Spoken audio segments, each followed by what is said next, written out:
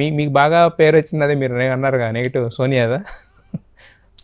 బాగా నెగిటివ్ అని కాదు, first 2 episodes there is nothing to ask them.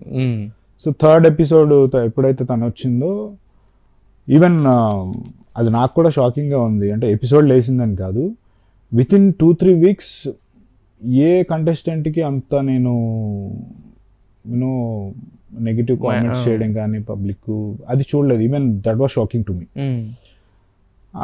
అంటే అదొక గేమ్ షోలా చూడకుండా I don't know why they took it to that personal. I don't know, maybe because of her behaviour or ఏంటో నాకు తెలియదు, లేకపోతే ఆపోజిట్ పర్సన్స్ ఫ్యాన్ బేస్ ఎక్కువ ఉండడం వల్ల వాళ్ళు అప్పటికి ఆపోజిట్ పర్సన్స్ అనేవాళ్ళు ఎవరు లేరు కదా, ఆమెకంటూ ఆపోజిట్ పర్సన్స్ లేరు కదా, మొత్తం హౌస్ అంతా యాంటీ అయిపోయింది కదా. అదే అంటున్నా, ఆపోజిట్ పర్సన్ ఫ్యాన్ బేస్ వాళ్ళు వాళ్ళు ఇట్లాగా అనటం వల్ల ఏమైందో I don't know what happened. ఆ గేమ్ షోలో ఆబ్వియస్లీ జరుగుతుంటాయి. సో అది కొంచెం నాకు one or the other way కొంచెం బాధ అనిపించింది. ఎందుకు ఈ అమ్మాయి ఇట్లా ఇంత పాపం ఇట్లా అయిపోయింది అని. అంతే, నాట్ హర్ మిస్టేక్ అని నేను చెప్పాను. That's game show. తను ఉండడం, తన పర్స్పెక్టివ్, తన స్ట్రాటజీ ప్రకారం తను ఆడింది. అది అట్లా మరి అంత రివర్స్ అయ్యి అది one or the other way ఆ ఎపిసోడ్ పైకి లేసిన దానికన్నా నాకు కొంచెం బాధ ఏమనిపించిందంటే అనవసరంగా ఇంత నెగిటివిటీ బయట రావడం అనేది కొంచెం నాకు మీకు బాధ అనిపించింది పర్సనల్గా. అయితే మీరు అడిగిన దాంట్లో హానెస్ట్గా సమాధానాలు చెప్పిన వాళ్ళు ఎవరు, దాటేసిన వాళ్ళు ఎవరు? హానెస్ట్గా అంటే హానెస్ట్ అని చెప్పను, కానీ కొంతమంది కొంచెం ఓపిక్గా ఉన్నట్టు, అంటే బయట నాకు ఎలాగా సమాధానాలు చెప్తారో అలా చెప్పిన వాళ్ళు కొంతమంది ఉన్నారు. వన్ ఈజ్ విష్ణు అలాగే చెప్పింది, అభయ్ అలాగే చెప్పాడు, అండ్ ఇంత సడన్గా అడిగేసరికి గుర్తు రావట్లేదు ఎవరు తెలిసేవారు.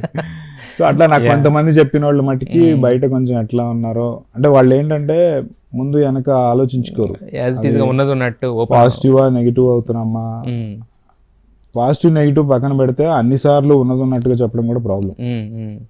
అలా అంటే దాటేసిన వాళ్ళు ఎవరు ఉన్నారా? అంటే ఉన్నది లేనట్టు ఇక్కడ కూడా నటించిన వాళ్ళు కొంతమంది ఉంటారు కదా, అలా నటించిన అంటే నేను అది వాళ్ళ ప్రాబ్లం అని కూడా నేను చెప్పను. వచ్చిన ప్రతి కంటెస్టెంట్కి నేను బయటకు వచ్చినప్పుడు నేను ఏం చెప్తానంటే, ఇది ఈ సీజనే కాదు, ఎవ్రీ సీజను ఫస్ట్ వచ్చిన కంటెస్టెంట్స్కి మా క్రూ కానీ అందరూ ఏం చెప్తారంటే, ఓపెన్గా మాట్లాడు, ఉన్నది ఉన్నట్టు మాట్లాడు, ఓపెన్గా ఏముందో అది చెప్పు నువ్వు అని చెప్తారు. వచ్చిన కంటెస్టెంట్స్కి ఏముంటుందంటే, బయట ఎలా వెళ్తుందో, నేను ఇప్పుడు ఏం చెప్తే ఏమవుతుందో, లోపల ఉన్నదే క్యారీ ఫార్వర్డ్ చేస్తారు, కానీ బయటకు వచ్చి లోపల ఏం జరుగుతుందని చెప్పి ఓపెన్గా మాట్లాడుకోరు.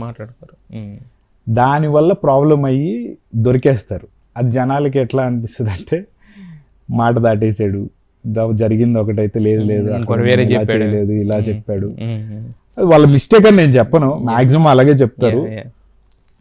వాళ్ళు రియలైజ్ అవ్వరు, మేము చెప్పింది ఎందుకు ఇలా చెప్తామంటే వీళ్ళు మనల్ని ఇరికించడానికి చెప్తున్నారు. ఇప్పుడు ఈ ఎపిసోడ్ ఇలా నేను అన్ని నిజాలు చెప్పేస్తే బయటకు వచ్చాక మళ్ళీ కంటెస్టెంట్స్ గొడవ అయిద్దేమో, బయటకు వచ్చాక మళ్ళీ నేను బయట ఎలా ఉంటుందో నాకు తెలియదు కదా, ఏం చెప్తే ఏమవుతుంది అనేమో ఒక కన్ఫ్యూజ్ స్టేట్ ఆఫ్ మైండ్లో వస్తారు. ఈ చిన్న లైన్ మేము ఏదైతే చెప్తామో, ఉన్నది ఉన్నట్టు మాట్లాడు అనేది, అది పట్టించుకోరు. వీళ్ళు కావాలని ఇరికించడానికి మనం చెప్తున్నారు అనుకుంటే యాక్చువల్లీ అది మంచిది. ఉన్నది ఉన్నట్టు చెప్పేస్తే నెగిటివిటీ అక్కడితో అయిపోతుంది. దాన్ని దాచుకుని వెళ్ళడం వల్ల ఏంటంటే, రేపు కాకపోయినా నువ్వు సంవత్సరం తర్వాత అయినా అదే కనపడుతుంది తప్ప అది క్లియరెన్స్ కాదు కదా.